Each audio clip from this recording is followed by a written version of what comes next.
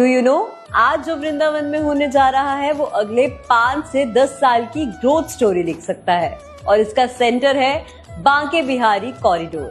अगर आप भी बांके बिहारी मंदिर गए होंगे तो आपने नोटिस किया होगा कि वहां पर कितनी ज्यादा भीड़ और कितने ज्यादा नैरो लेन से गुजरना पड़ता है।